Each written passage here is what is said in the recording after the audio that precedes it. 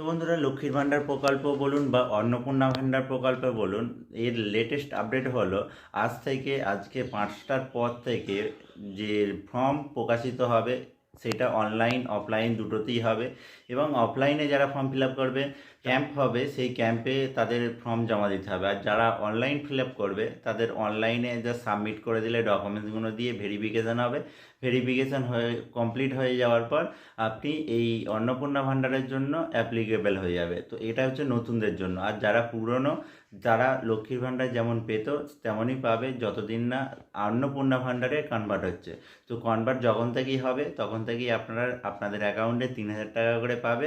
আর এই প্রকল্পটা পুরোটাই ভারতীয়দের জন্য। অন্য অন্য জায়গা থেকে এখানে এসে অ্যাপ্লাই করলে তারা কিন্তু টাকা পাবে না।